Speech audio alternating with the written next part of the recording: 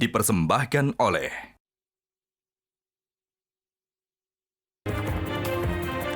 Pemirsa, bakal calon presiden Ganjar Pranowo dan Prabowo Subianto masih saja jomblo. Padahal pendaftaran Capres-Cawapres tinggal 2 minggu lagi. Banyak sudah namanya disebut, pertemuan demi pertemuan dikebut, tapi tak kunjung mengerucut. Tarik-menarik kepentingan terus terjadi, turun naik elektoral silih berganti dan keputusan Mahkamah Konstitusi terkait batas usia Capres-Cawapres masih dinanti. Siapa sesungguhnya pendamping Ganjar dan Prabowo yang pas di hati? Benarkah koalisi Ganjar dan Prabowo masih menunggu arahan Presiden Jokowi? Inilah kontroversi selengkapnya Ganjar Prabowo mencari pendamping. Bersama saya, Zilvia Iskandar.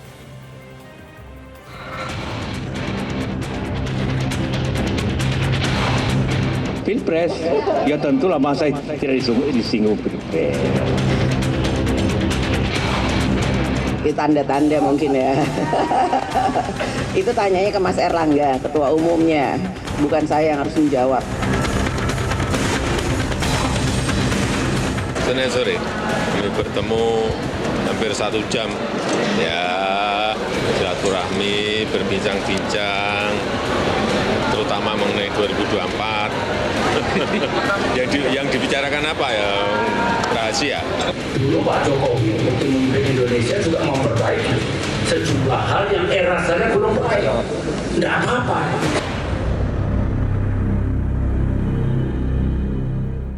Baik, pemirsa, sudah hadir 7 orang narasumber di studio Metro TV. Di sebelah kanan saya ada Ketua DPP PDI Perjuangan, Andreas Hugo Parera. Kemudian ada Ketua Majelis Pertimbangan P3, Roma Hurmuzi. Dan selanjutnya ada Ketua DPD Partai Golkar, Maman Abdurrahman. Silakan bergabung, Bang Maman. Baru saja tiba.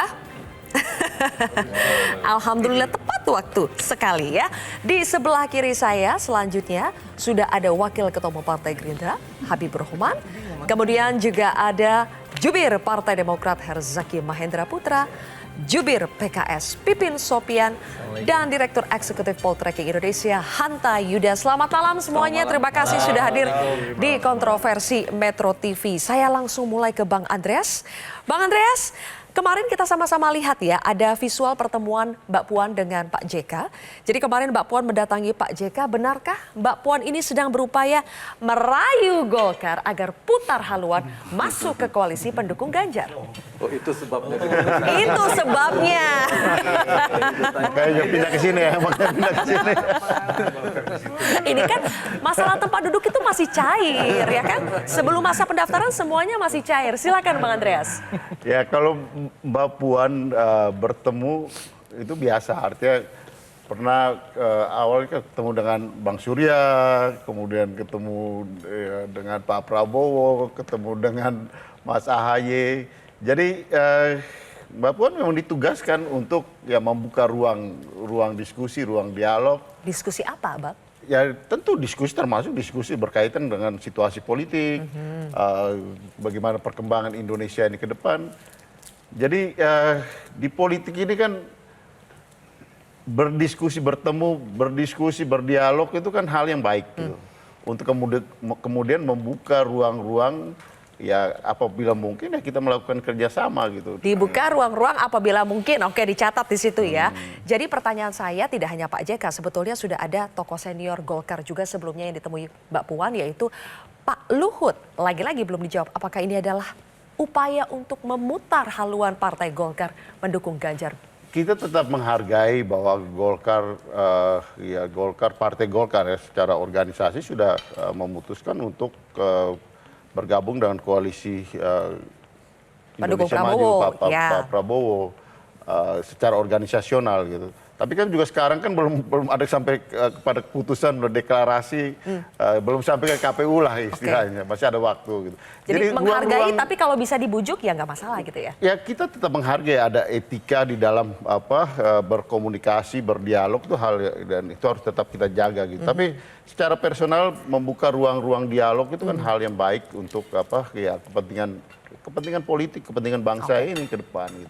Kalau bisa kerjasama, kenapa tidak? Gitu. Tapi kalau tidak bisa, toh kita tetap berkawan. Gitu. Oke, berarti betul ya ada opsi untuk membuka kerjasama dengan Partai Golkar. Saya putarkan dulu di sini, kita punya berita soal bagaimana potensi Golkar pindah ke koalisi pendukung Ganjar Pranowo karena Golkar merasa tidak diperhitungkan. Ini ada pernyataan dari McCain mengatakan bahwa Golkar bicara opsi pindah ke PDIP karena tidak merasa diperhitungkan di koalisi Prabowo. Ini bagaimana sebenarnya, Bang Maman? Tadi saya datang telat, lihat kok di sini begini. Langsung kaget ya. Diatur sama Sylvia. Ya, gini Mbak, ya namanya spekulasi, namanya orang mau berspekulasi ke kanan, ke kiri, ke depan, belakang, ya namanya belum pendaftaran pasti muncul spekulasi-spekulasi seperti itu. Tapi sekali lagi saya harus bilang bahwa hampir kecil sekali Mbak peluangnya. Artinya sampai hari ini dari struktur formal ya, DPP Partai Golkar, DPD 1 dan DPD 2 semua dan sampai ke pengurus kecamatan semuanya sudah melakukan konsolidasi pergerakan menuju ke arah dukungan ke Pak Prabowo. Jadi kalau tadi misalnya bahwa terbangun komunikasi politik, ya saya pikir wajib ya. Siapapun wajib membangun komunikasi politik, silaturahmi dengan siapapun. Karena kan kalau kita melihat ya wajar juga mungkin teman-teman PDI namanya silaturahmi politik ya kan. Ini kan hampir terlihat kalau kita lihat ya, hampir terlihat sepertinya akan ada 3 pasang. Pasti namanya kita semua, koalisi-koalisi itu akan melihat bahwa ini akan menuju ke 2 putaran. Kita ini baru analisa data Jadi kertas. wajar saja, tapi apa yang dikatakan Bang McCain apakah wajar juga merasa tidak diperhitungkan di koalisi Prabowo? Ya, saya pikir statementnya Bang McCain adalah statement yang tidak bisa dinafikan sebagai individu. Jadi tidak bisa kita kaitkan kepada keputusan struktural formal organisasi partai. Karena sampai hari ini secara formal instruksi dari DPP itu dan saya rasa teman-teman media juga udah melihat kan, apa udah nyebar juga di beberapa, artinya dorongan untuk persiapan konsolidasi kita mengarah dukungannya ke Pak Prabowo. Tapi Bang Habib dan tidak sampai bisa hari dinafikan ini, ini ya. Dan Bang sampai Habib, hari ini pun kita intens sekali. Di beberapa waktu yang lalu pertemuan ketua umum koalisi Indonesia Maju di DPP Partai Golkar. Lalu pertemuan sekjen bersama dengan tim konsep untuk merumuskan tapi konsep yang jelas pemenangan. ada suara meskipun itu sifatnya pribadi, ada suara di Golkar yang merasa kurang diperhitungkan di koalisi Prabowo sehingga membuka opsi untuk pindah ke koalisi pendukung Ganjar. Bagaimana tanggapannya Bang Habib? Ya silakan saja sepanjang itu memang suara personal ya. Jadi kita ada 2 hal yang menjadi parameternya. Secara objektif, saya pikir Golkar pasti akan merasa lebih baik mendukung Pak Prabowo. Kenapa? Karena sebab kalau Golkar mendukung PDIP itu sama saja menambah yang sudah lengkap kan. PDIP kan sudah 20%. Ya. Nah, ketika dia mendukung Pak Prabowo, Golkar ini melengkapi Partai Gerindra yang belum cukup 20%. Ya. Jadi kalau Golkar ke Gerindra itu akan menjadi bandul ya, pembawa kelengkapan dan sekaligus sangat berpotensi mendorong kemenangan. Itu secara objektif. Ketika Golkar lebih berharga di Pak Prabowo, tentunya pasti lebih dihargai. Kurang lebih begitu. Nah, jadi bukan tidak dihargai, seperti diperhitungkan ya sebetulnya Golkar ya? Justru sangat dihargai dan sangat diperhitungkan. Yang kedua, ini yang subjektifnya saya baru mau jawab. Secara subjektif ya, kawan-kawan kami dari Partai Golkar paham sekali gaya politik Pak Prabowo yang merangkul dan sangat memuliakan mitra koalisinya. Kita ingat ya, kita banyak pengalaman bekerja sama ya di 2014 lalu juga di berbagai pilkada ya. Mereka paham sekali Pak Prabowo selalu menempatkan mitra-mitranya secara egaliter ya. Secara duduk sama rendah, berdiri sama tinggi, berbagi peran ya, berbagi posisi-posisi itu sangat-sangat fair. Sehingga mereka paham sekali tidak mungkin akan dikecewakan. Jadi basisnya apa kalau misalnya ada Pak McCain bilang kurang diperhitungkan, basisnya apa? Ya kalau basis sejarah ya teman-teman Partai Golkar ketika bergabung dengan Partai Gerindra pasti paham sekali deh. Ya ini pasti akan sangat dimuliakan ketika bersama Partai Gerindra. Dimuliakan. Oke, coba kita tanya dulu analisa dari luar nih Mas Hanta. Benarkah demikian sebetulnya posisi Golkar cukup memiliki daya tawar di koalisi Indonesia Maju ketimbang kalau harus pindah ke koalisi pendukung Ganjar? Ya, sebenarnya semua partai, tidak hanya Golkar, terutama Golkar ya, mungkin mengincar posisi cawapres.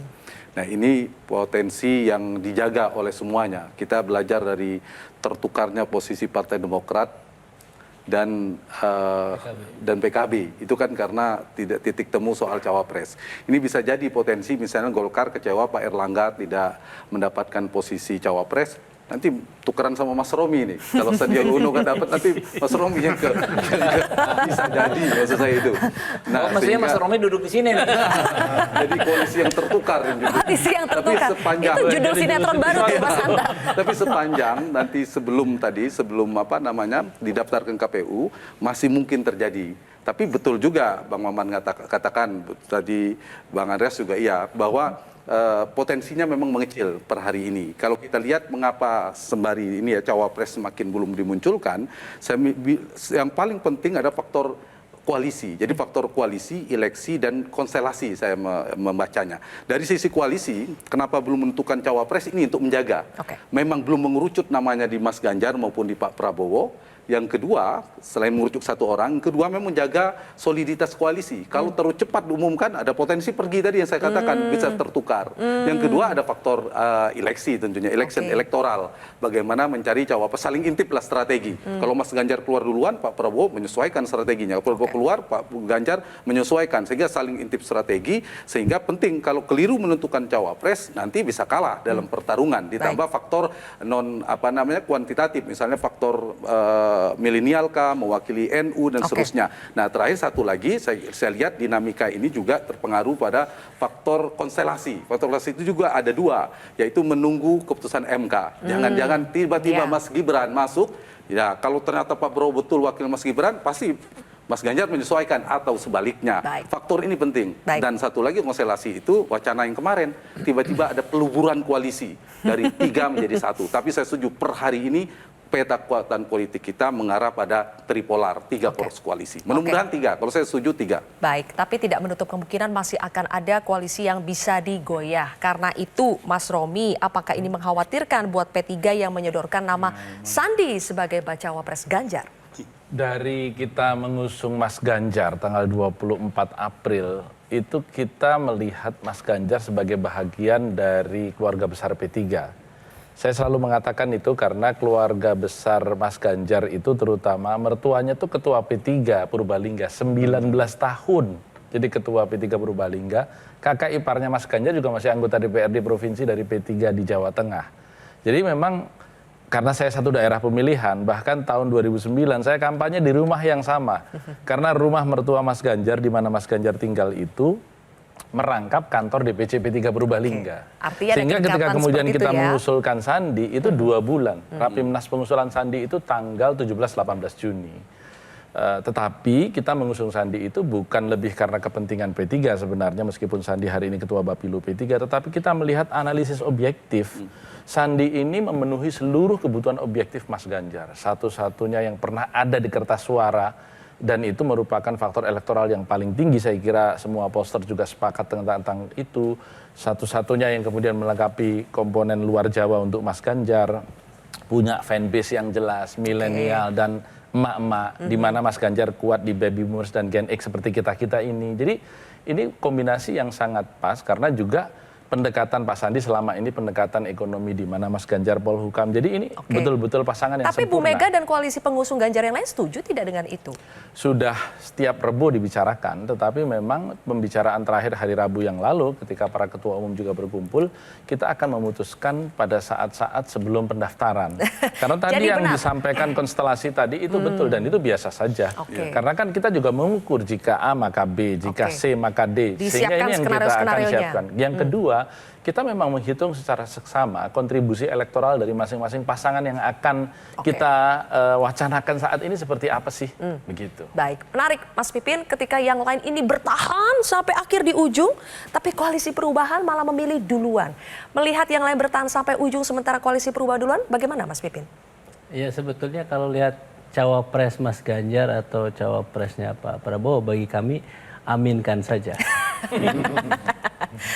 Maksudnya kami menghormati, itu pilihan masing-masing ya. Cawapresnya nanti dari Mas Ganjar siapa, cawapresnya dari Pak Prabowo siapa. Bagi kami saat ini ya kami bersyukur ya, berterima kasih kami adalah koalisi yang lebih awal, lebih dini untuk melakukan persiapan.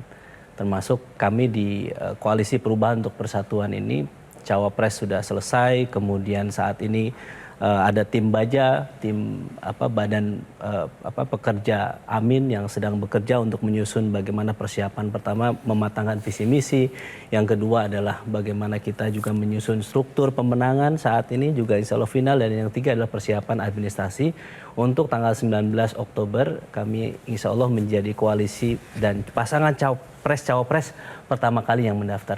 Baik. Jadi bagi kami, ayo kami support siapapun capres-cawapresnya, pasangan Amin menanti ya. Dan kami sangat menghargai bahwa pilihan masing-masing itu yang terbaik. Baik. Ya. Dan kalau ada yang kecewa, Koalisi Perubahan siap menampung. Jadi tidak hanya Golkar mungkin yang ke koalisi pendukung Ganjar, atau mungkin Demokrat balik lagi, sepertinya tidak ya Mas Zaky ya. Oke, tapi nanti kita tanya ke Mas Zaky soal ada pertemuan antara Pak SBY dengan Presiden Jokowi. Ada apa sih? Kita akan jawab pemirsa usai jeda.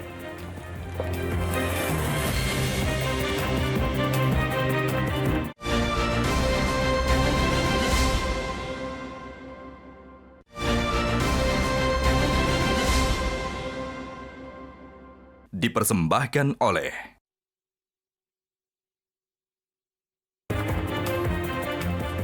Baik, pemirsa, dalam minggu ini terjadi pertemuan antara Pak SBY dengan Presiden Jokowi di Istana. Ada apa itu Mas Zaky? Apakah terkait pemilu 2024? Oh ya tentu saja, sudah pasti itu, karena bagaimanapun kan beliau ini keduanya kan presiden. Pak SBY Presiden RI, Presiden ke-6 RI, sedangkan Pak Jokowi ini kan Presiden ke-7 RI gitu. Pak SBY berpengalaman bagaimana 2 periode, ya ada 2 pemilu langsung yang beliau kawal agar demokratis, jujur dan adil. Pak Jokowi berhasil kemarin di 2019 dan ingin juga 2024 berhasil. Jadi diskusi kemarin yang kami tahu sama-sama bersepakat, ayo kita dengan peran masing-masing, bagaimana caranya agar pemilu 2024 ini bisa berlangsung jujur, adil, demokratis, dan aman. Nah ini yang disampaikan kemarin, yang dibicarakan kemarin, yang kami tahu ya. Nah, karena teman-teman jubir kan dikumpulkan nih. Sehari setelahnya kita ada diskusi dengan ketum kami Mas Ahaye dan juga Pak SBY. Nah yang kedua juga yang dibahas di situ juga bagaimana Pak SBY menjelaskan mengenai perubahan dan perbaikan yang diusung oleh Demokrat itu seperti apa. Bahwa apa yang sudah baik dari pemerintahan dan presiden-presiden sebelumnya itu akan kami lanjutkan. Dan yang kedua, bagaimanapun para pemimpin, para presiden atau para pemerintahan ini berupaya yang terbaik, pasti ada kurang-kurangnya, nggak mungkin semuanya baik. Nah itulah mengapa perlu ada perubahan dan perbaikan. Dan ini sudah berulang kali disampaikan oleh Mas Ahaye dalam berbagai kesempatan, bisa dilihat di layar kaca, ada jejak digitalnya, jelas di situ. Nah inilah yang kemudian disampaikan. Jadi agar tidak ada salah ini nih persepsi, atau misalnya kan karena ada isu-isu bahwa aduh pokoknya nanti kalau berkuasa Demokrat di dalamnya ikutan berkuasa misalnya bersama Pak Prabowo misalnya nanti apa yang menjadi legasi Pak Jokowi langsung hilang semua. Enggak, apa yang baik di era Pak Joko Widodo kita lanjutkan sama. Jadi narasi perubahan tapi dengan perbaikan itu tetap dipertahankan ya? Karena bagaimanapun dulu apa yang misalnya di era Pak SBY bagus dilanjutkan oleh Pak Jokowi, tapi yang kurang itu diperbaiki. Nah itulah yang menjadi esensi. Jadi nggak bicara mengenai apa tadi? Jadi lebih ke politik kebangsaan, bukan politik praktis soal Pilpres 2024 ya? Benar sekali. Karena kalau misalnya bicara mengenai politik pragmatis ya, jelas kalau Pak SBY juga sebagai Ketua MTP Partai Demokrat, posisinya jangan bersama Bang Habibur Rahman, bersama Bang Maman, insya Allah meskipun kita duduk berseberangan, tetap bersama hatinya ya Bang ya. Karena politik ini yang penting chemistry nih, ya chemistry yang nomor 1 ya enggak. Hitung-hitungan lain bisa kita bicarakan lah, tapi kalau nggak nyambung kan susah juga gitu. Harus tune in kalau kata Bu Mega kan. Mas Zaky, tapi kan sebelum bertemu dengan Presiden Jokowi, Pak SBY juga katanya bertemu dengan Pak JK. Jadi ternyata dalam sepekan terakhir ada banyak pertemuan tokoh-tokoh bangsa. Nah, apakah padahal ini di minggu yang menentukan ya jelang pendaftaran capres-cawapres, adakah sesuatu yang urgent apakah ini terkait bacawa pres yang tak kunjung putus di koalisi Prabowo maupun koalisi Ganjar? Nah, kalau dengan Pak JK setahu saya ya, meskipun ternyata ada infonya juga kan tidak buat publik ya. Pak SBY bukan hanya ketemu dengan Pak JK, tapi juga beberapa tokoh lainnya, diantaranya tokoh-tokoh ekonomi. Dengan Pak JK perbincangannya lebih berbicara mengenai situasi ekonomi terkini dan bagaimana setahun ke depan. Terutama bagaimana misalnya pemilu ya, harapan kita ini juga tidak membuat ekonomi kita melambat. Karena data menunjukkan biasanya kalau tahun ekonomi ada kecenderungan, tahun pemilu, tahun politik ada kecenderungan agak melambat gitu. Ya mungkin tidak tercapture karena transaksinya atau pembelian baliho, spanduk segala apa mungkin tidak digital ya. Pembeliannya cash mungkin, jadi nggak terdata nih di ini. Nah, ini yang menjadi concern karena kita bicara mengenai lapangan pekerjaan, kita bicara mengenai harga sembako juga lagi naik. Bagaimana kita sama-sama bisa mengatasi ini. Nah, yang pada saat bertemu dengan Pak Jokowi juga kita bicara mengenai itu. Bagaimana agar dalam setahun terakhir Pak Jokowi ini bisa menutup pemerintahannya dengan manis gitu.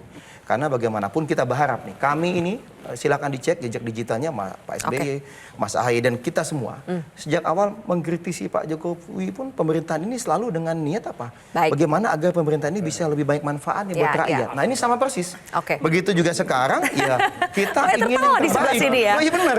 Karena kita ingin yang terbaik. Di sebelah sini. Karena kita ingin kebijakannya bisa lebih banyak bermanfaat buat rakyat. Dan kita mendoakan betul agar Pak Jokowi bisa mengikuti jejak Pak SBY, bisa mengikuti jejak Bu Mega, menutup pemerintahannya dengan manis gitu. Oke, 1 menit terakhir sebelum kita break, saya ingin tahu dulu analisa Mas Hanta, para kingmaker ini saling bertemu satu sama lain. Adakah keadaan yang urgent misalnya karena sosok bacawa pres di koalisi Ganjar dan Prabowo itu belum ketemu, makanya harus minta petunjuk dari para tokoh bangsa?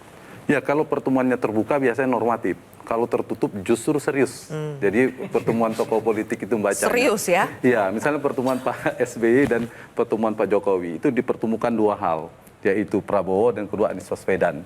Kenapa itu bukan Pak Prabowo? Kita tahu Pak Jokowi salah satu kingmaker Pak Prabowo selain ke Mas Ganjar. Itu sudah jadi rahasia umum saya kira. Sehingga ketika Pak Demokrat bergabung ke Prabowo, mungkin itu titik temunya. Yang kedua, Anies Baswedan yang sama-sama berjarak dengan Pak Anies, mengusung perubahan dan keberlanjutan diametral itu. Yang kedua mungkin ingin menyelaraskan antara keberlanjutan dan perubahan. Itu yang ditemukan. Kalau Pak JK dan Mbak Puan mungkin juga 2 hal ya. Jangka pendek mungkin kalau bisa goyang-goyang Golkar tadi yang dibahas Pia dan Bang Andreas dan lain itu satu. Tapi bisa juga prakondisi untuk bicara kemungkinan di poros putaran kedua untuk bekerja sama. Itu potensi besar sekali. Apakah misalnya Mas Ganjar masuk putaran kedua untuk melobi koalisi bergabung, Pak JK punya relasi 2 secara politik, relasi ke Golkar itu untuk jangka pendek kita analisa, tapi juga punya relasi ke Anies Baswedan. Kita tahu salah satu orang dekatnya. Nah, mungkin itu apakah Anies yang menang masuk putaran kedua atau Ganjar itu mungkin dibicarakan untuk poros kedua. Jadi saya kira selain koalisi masih berubah, kita tidak bisa menutup potensi, potensi kemudian tiba-tiba menjadi 2 poros, 3 poros ini. Per hari ini saya tetap analisanya besar kemungkinan 3 poros. Tapi apakah mungkin 2 poros? Mungkin kalau Mas Ganjar dan Pak Prabowo bersatu. Jadi koalisi. Tapi Bu Mega sudah bilang tidak cun-in. Ya kan tidak untuk kemungkinan keberlanjutan terkonsolidasi berhadapan dengan yang perubahan atau koalisi Jokowi versus non Jokowi. Kalau ternyata Mas Gibran berpasangan dengan Pak Prabowo, nah tiba-tiba Ibu Mega bersatu dengan kingmaker Pak Surya Paloh, mungkin saja kemudian makin seru itu ya. Tapi potensi itu saya garis bawahi tidak lebih besar daripada potensi 3 poros. Per hari ini saya masih punya analisa 3 poros lebih realistis. Berbagai potensi tadi akan kita bahas Bapak-bapak, tapi kita harus jeda terlebih dahulu untuk mengikuti headline news pukul 22 waktu Indonesia Barat, termasuk nanti kita akan bedah. Kami sudah merangkum 5 nama bakal cawapres potensial untuk Ganjar dan juga Prabowo. Bagaimana tanggapannya? Sesaat lagi.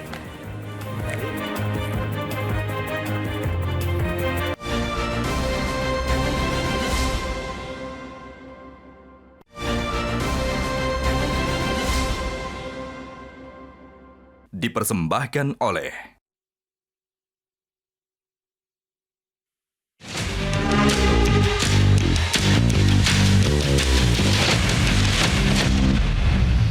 nanti Pak Prabowo jadi presidennya, Pak Ganjar jadi wakil presidennya. Aku terus di rumah melongo baik. Ini yang ngomong ki sopo yo. Lah aku kok ketua umumnya malah nggak ngerti. Coba, wes nggak usah didengerin.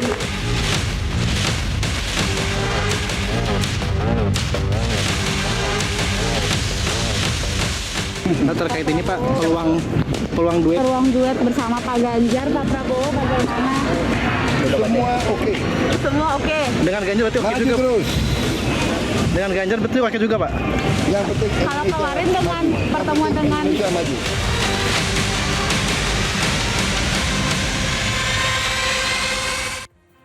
Masih dengan topik Ganjar Prabowo mencari pendamping, pemirsa kami lanjutkan lagi kontroversi karena Bu Mega sudah bilang tidak mungkin lah ya Ganjar dengan Prabowo bergabung sehingga kita tidak bahas itu lagi. Sekarang kita langsung bahas, kami sudah merangkum pemirsa 5 nama bacawapres potensial masing-masing untuk Ganjar dengan Prabowo. Kita carikan di sini Bang Andreas dan Bang Habib ya. Tapi ini berdasarkan memang informasinya sudah beredar dan yang kami miliki juga. Oke, Ganjar dulu. Mengerucut ke 5 nama bisa salah tapi bisa benar juga. Ada Bu Kofifa, Pak Mahfud MD, Pak Bas, kemudian Pak Erick Thohir dan juga Mas Sandi. Bang Andreas, benarkah 5 nama ini yang paling dipertimbangkan? Paling tidak kan nama-nama itu yang sering muncul di publik kan. Kan kalau kita lihat dari pola pengambilan keputusan Cawapres. Ya untuk cawapres ini kan pasti kan para pengambil keputusan itu akan melihat dinamika yang berkembang di masyarakat gitu. Ya jadi kalau Silvi katakan bahwa ini nama-nama yang paling dipertimbangkan? Diambil dari apa yang terjadi dinamika di masyarakat, tentu ya mungkin kelima nama ini dan memang selama ini kan kita tahu bahwa semua ini kan pejabat-pejabat publik kan. Dan sering dibicarakan di masyarakat termasuk ya berkaitan dengan cawapres. Bukan hanya dinamika di masyarakat, Bang Andreas. Ini juga clue dari Pak Sekjen. Dengan segala macam spekulasinya kan. Oke. Saya langsung tanya, apakah Mr. X-nya Pak Mahfud, Miss X-nya Bu Kofifa, apakah sudah kedua nama? Ya semua nama ini mungkin gitu, semua nama ini masih mungkin. Artinya dalam arti bahwa bahkan ya bisa jadi ada nama lain di luar ini gitu. Dan itu bukan tidak hal yang tidak mungkin terjadi dalam arti bahwa semua spekulasi ini kan bisa berkembang sesuai dengan perkembangan dinamika yang ada di masyarakat gitu. Kenapa? Intinya kan semua arahnya mau menang. Ya. Nah untuk menang atau ya kemudian ada yang mau menang dan yang ikut memenangkan gitu kan. Nah tentu pertimbangan pertama tentu melihat ya faktor hal yang menjadi determinan soal dukungan. Dalam hal ini kan orang lihat pada elektabilitasnya. Tapi elektabilitas bukan merupakan segala-galanya gitu. Itu hanya satu faktor gitu kan. Juga perlu memperhatikan aspek ya kualitatifnya gitu. Dalam arti karena ketika cawapres itu diumumkan dan dia bersama dengan capresnya pasti juga akan naik gitu. Sehingga di situ aspek kualifikasi itu penting gitu. Mas Romi, yang kami dengar sebetulnya Bu Mega, karena P3 juga berada dalam tim pemenangan nasional untuk Ganjar ya. Bu Mega itu sudah memanggil Pak Mahfud MD, sudah memanggil Bu Kofifa. Dan apakah nama-nama yang dipanggil ini paling berpeluang? Atau sebetulnya ini tinggal menunggu arahan dari Presiden Jokowi saja? Nggak ada arahan, kan Pak Jokowi bukan atasannya para ketua umum partai. Jadi saya kira pengambilan keputusan itu sifatnya kolegial ya, artinya sederajat lah. Karena apapun beliau kepala negara dan ketika beliau berangkat dulu kan yang mencalonkan malah para ketua umum partai.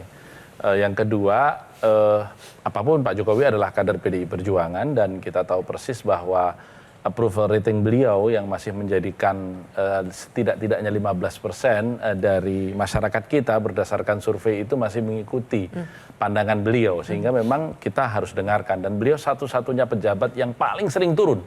Saya jamin di antara seluruh pejabat yang ada yang paling sering turun ya Pak Jokowi mendengarkan suara rakyat secara langsung. Sehingga apapun pandangan beliau tentu sangat kita hargai ya. Jadi bukan arahan tapi pandangan bedanya Pak Bas? Beda. Kalau arahan itu kan instruksi. Kalau pandangan itu kan bisa diterima, bisa tidak. Ini kan konsultatif sifatnya. Nah, dari nama-nama yang ada ini saya kira memang mungkin sekarang sudah mengkerucut karena tinggal 2 minggu mungkin tinggal 2 nama. Ya. Mungkin tinggal 2 nama. Kan tinggal 2 minggu, seminggu 1 nama lah kita eliminasi gitu. Kalau nama-nama misalnya ya ini saya kira kalau nama Pak Erick ini agak sulit karena memang endorsement dari partai-partai yang ada di sini sudah tidak ada yang mengusulkan begitu. Nama Pak Basuki juga belum ada yang mengusulkan sampai hari ini. Dan seperti yang selalu disampaikan bahwa warna merah hijau nasionalis religius nasionalis ini kan warna republik ini sebenarnya. Dan itu yang kemudian menjadi kebutuhan Mas Ganjar. Dan tidak jarang Bu Mega mengatakan bahwa NU Muhammadiyah sebagai ormas yang ikut mendirikan republik ini itu selalu pandangannya didengarkan. Sehingga memang dalam kacamata itu kebutuhan Mas Ganjar hari ini adalah tokoh yang memiliki karakter religius begitu atau warna religius gitu. Sehingga setidaknya sudah 2 ya, mengerucut kedua nih. Betul. Atau 3 lah kalau mau kita tambahin. Tambahin Mas Andi gitu ya. Mas Romi. Bukan. Pak Sandi dan Pak Mahfud ini sudah yang terakhir ini. Bukan kalau Bu Khofifah? Bu Khofifah sudah dipanggil. Makanya saya katakan kalau dimasukkan Mas Ik itu adalah oleh Mas Hasto waktu itu ya Bu Khofifah yang sudah dipanggil. Miss X, Mr. X. Setidaknya di koalisi pendukung Ganjar ini sudah semakin mengerucut, tidak 5 nama lagi. Bagaimana dengan 5 nama baca pres potensial untuk koalisi Indonesia Maju? Kami masukkan semua di sini nih ya. Ada Mas Zaky, Bang Maman, ketua umumnya kita masukkan. Ada Erick Thohir lagi-lagi, kemudian Erlangga Hartarto, Mas Ahaye, Bu Khofifah lagi-lagi, dan juga Mas Gibran. Saya minta tanggapan ke Bang Maman dulu. Apakah memang 5 nama ini yang sudah dipertimbangkan oleh Pak Prabowo? Kelima nama ini kan yang muncul, yang diusulkan di dalam koalisi Indonesia Maju. Artinya kalau kami dari sisi Partai Golkar, saya ingin sampaikan konsekuensi kita bersepakat untuk bersama, berarti keputusan apapun yang kita ambil bersama-sama. Itu terlebih dahulu ya. Jadi bahwasanya Golkar punya preferensi subjektif dalam mengusulkan itu sah-sah saja.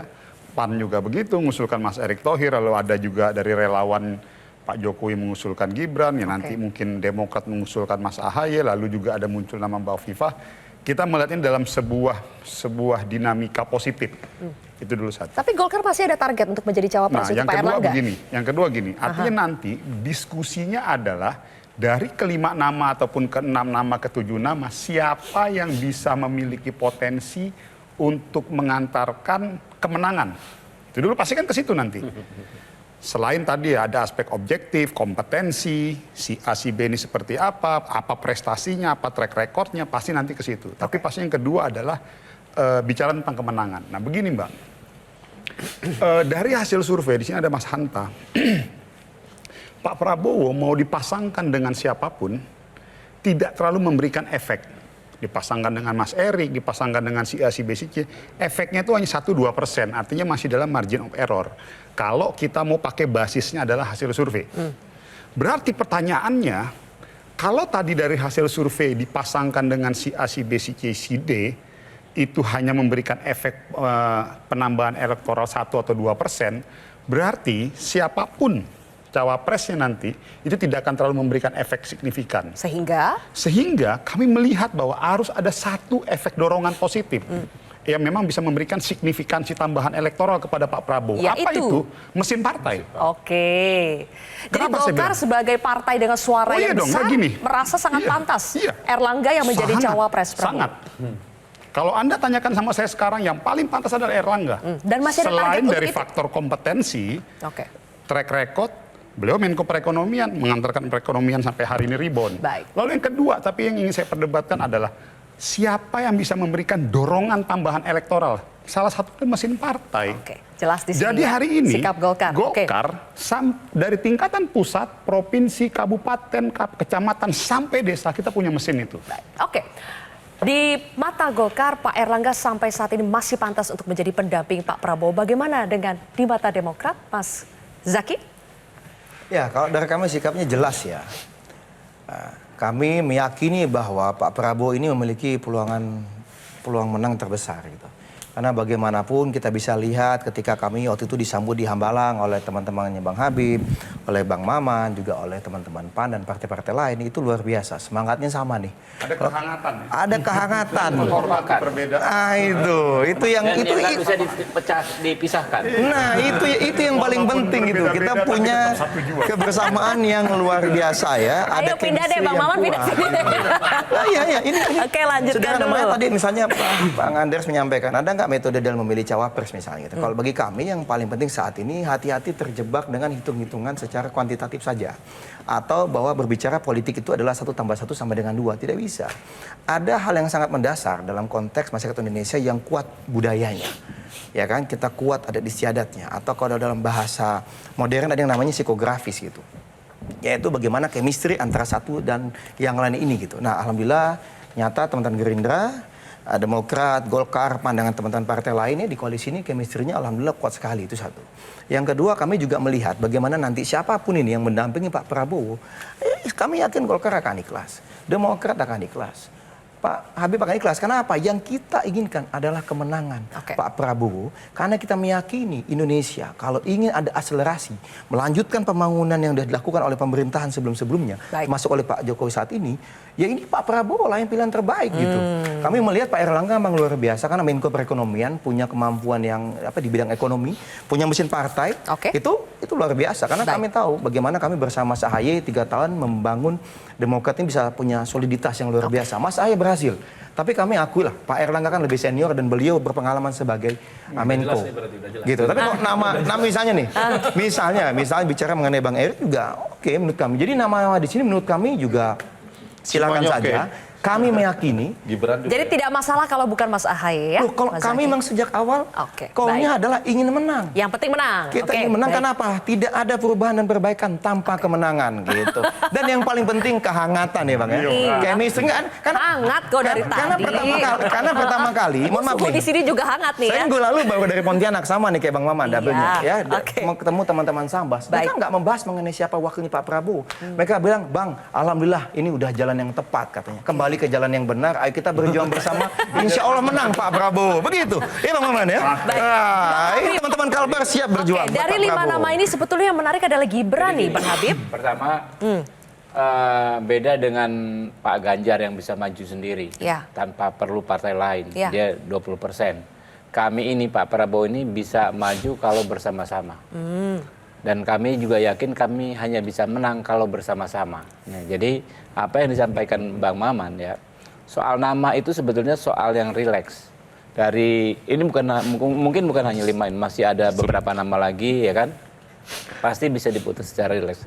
Yang paling penting adalah bagaimana kami membuat keputusan siapa cawapresnya itu. Itu yang tadi disampaikan Pak Maman dan kami tinggal 2 minggu masih bisa rileks Bang Habib. Bukan tinggal 2 minggu, masih 2 minggu. Masih bahkan 2 minggu. Lebih ya, masih 2 minggu. Waktunya saya rapat waktu itu waktunya 30 menit pun bisa ya. Jadi ini orang teman-teman ini semua saya yakin sudah memenuhi semua syarat administrasi ya. Ya kan, kecuali jadi, Mas Gibran. Ya, masih tunggu ini. Kecuali Mas Gibran. Tapi kan hanya beberapa dokumen kalau syarat administrasi itu. Saya pikir bukan hal yang sulit.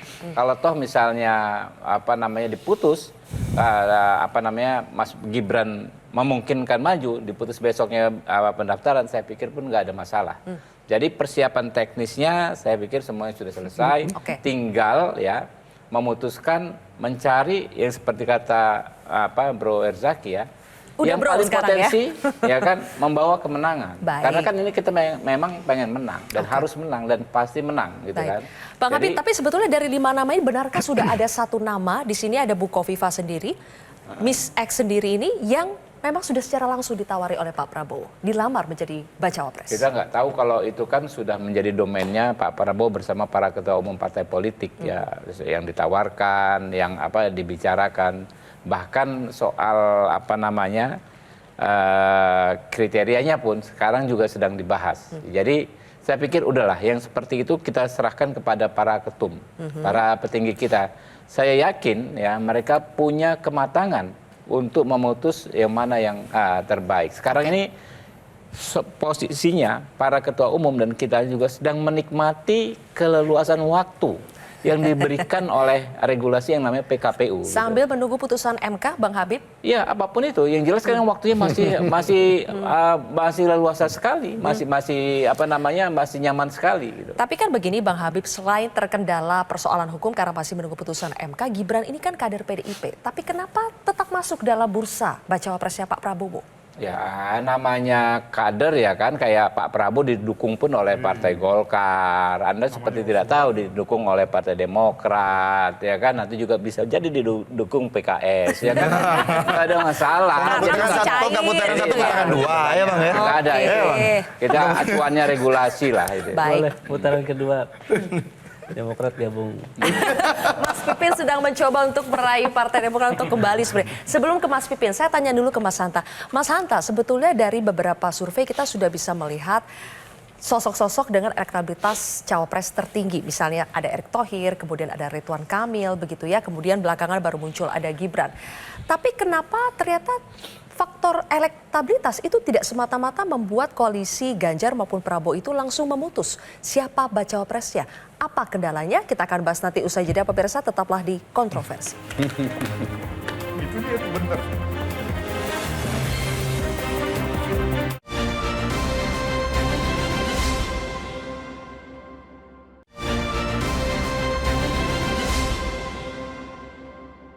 Dipersembahkan oleh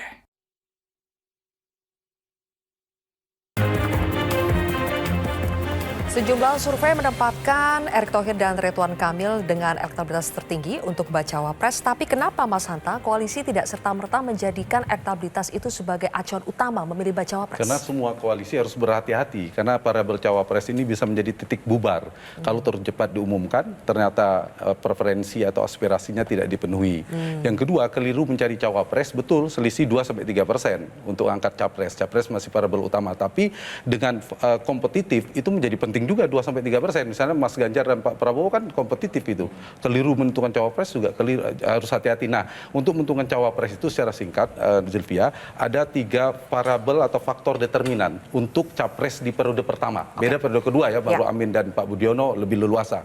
Satu, di kandidasi, pencalonan. Ini sangat ditentukan oleh para veto player, yaitu para ketua umum partai. Kalau mau dikerucutkan lagi siapa decision maker-nya, kingmaker utama. Di Pak Ganjar, saya mau ngomong realitas ya dalam bacaan adalah Ibu Megawati Soekarno Putri. Setinggi apapun elektabilitas si cawapres, kalau tidak mendapat akseptabilitas, Ibu Mega nggak suka, nggak bakalan jadi cawapresnya Mas Ganjar Pranowo. Itu poin pertama. Di kandidasi Pak Prabowo, ada para ketua umum partai. Tapi kita tidak bisa memungkiri kedekatan Pak Prabowo dengan Pak Jokowi sebagai kingmaker utama. Kalau Pak Jokowi nggak setuju, jangan-jangan juga sulit menjadi cawapresnya Pak Prabowo. Yang kedua, variabel elektoral. Saya meletakkan nomor 2, buat apa memerintah? Yang ketiga ada proyeksi pemerintahan soal kompetensi. Di elektoral juga soal kewilayahan. Itu dipertimbangkan. Mas Ganjar kuat di Jawa Tengah, mau mencari di mana? Pak Prabowo kuat di Jawa Barat, di mana? Mas Anies di mana? Dan faktor kalau 2 ini kan melihat mana yang lebih bisa melengkapi dari basis NU. Dua-duanya berangkat dari nasionalis. Pasti cari dari tadi religius, NU dan seterusnya, pemilih muda dan seterusnya. Ini variabel yang mereka pertimbangkan terus. Variabel elektoral yang terakhir, nah ini mungkin secara normatif paling penting, tapi nggak ada gunanya yang terakhir ini kalau nggak menang, yaitu proyeksi pemerintahan, soal kompetensi, bagaimana cawapres bisa melengkapi dan seterusnya. Nah, terakhir dari nama-nama tadi, kalau boleh saya memprediksi ini, dari Mas Ganjar, dari 5 itu yang menguat, ya kalau Mas Romi pasti ada Mas Sandi ya, kalau ditambah 3 ya Mas Sandi lah. Tapi saya melihat di Pak Mahfud dan Bu Kofifa ya. Karena variabel itu yang diambil oleh Mas Ganjar ingin mengambil di Jawa Timur. Karena rumusnya dari 3 Jawa, kalau menang di 2 Jawa, Pak Prabowo juga begitu. Nah, 2 itu. Kalau dari sisi Pak Prabowo, sama saya kira menguatnya dari 2. Kalau tidak ada Mas Gibran, bacaan saya di Pak Erick Thohir dan Bu Kofifa. Tapi kalau ada Mas Gibran, itu variabelnya jadi besar. Kita tergantung Pak Jokowi. Bisa jadi Mas Gibran juga di level fase kandidasi pembecah kebekuan.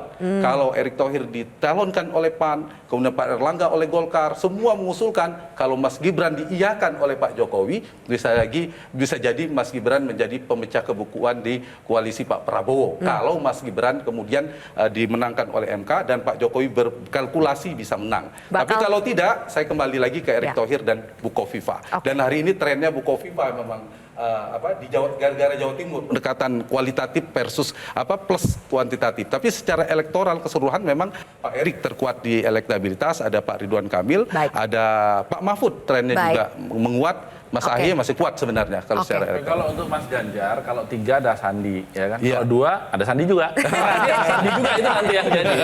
Tapi tadi menarik pertanyaan Mas Hanta. Tapi saya boleh menambahkan Untuk Gibran nih. kontributif secara elektoral untuk melengkapi Mas Ganjar.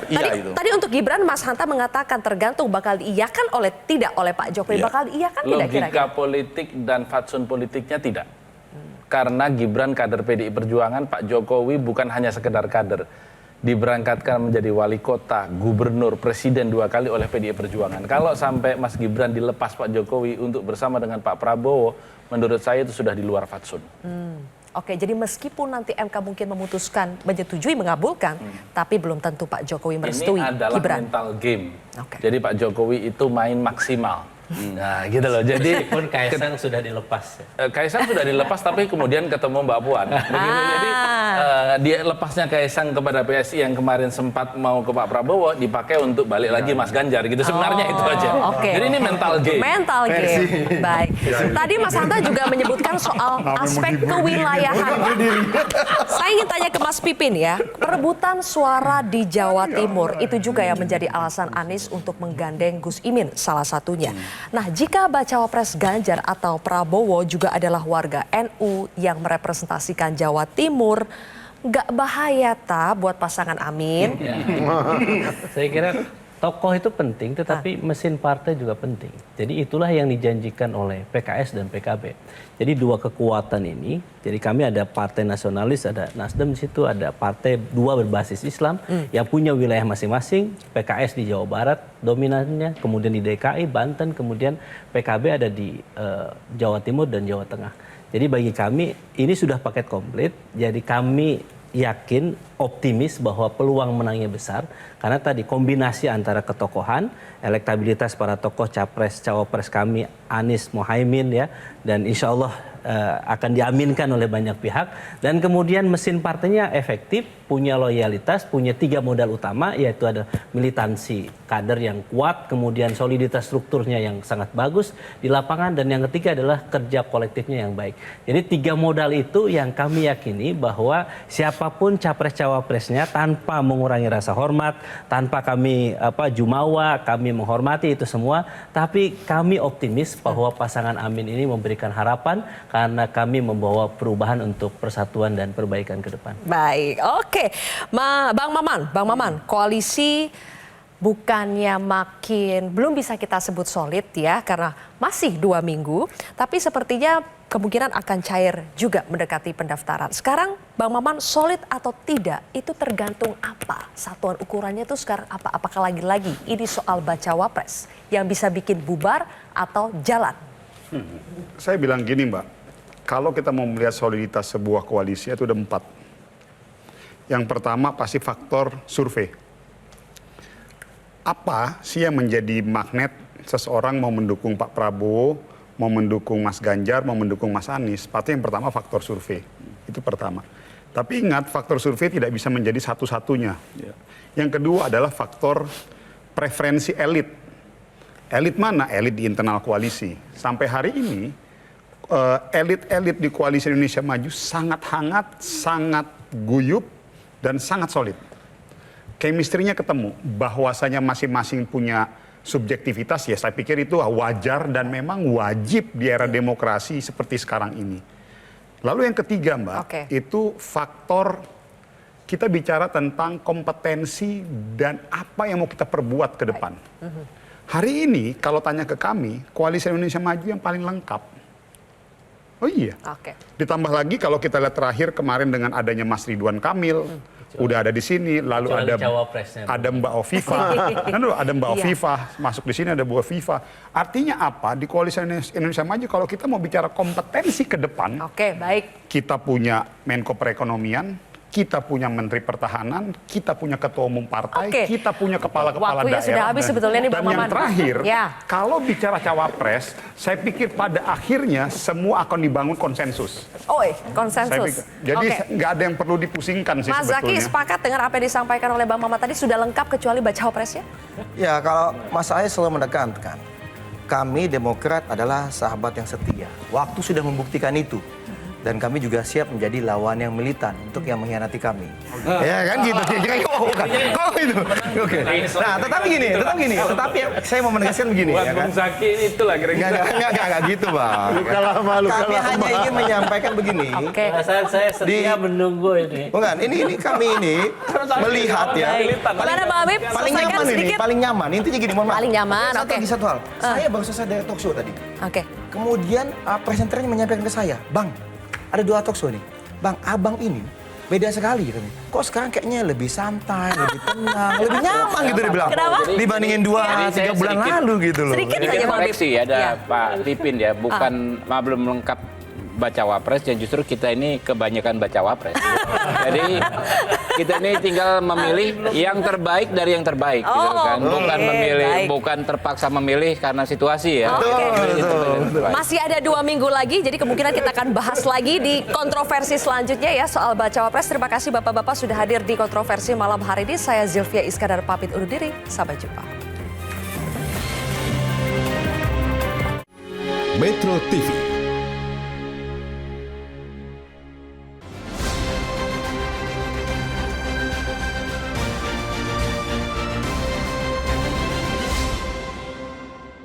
Jelajahi cara baru mendapatkan informasi. Download Metro TV Extend sekarang.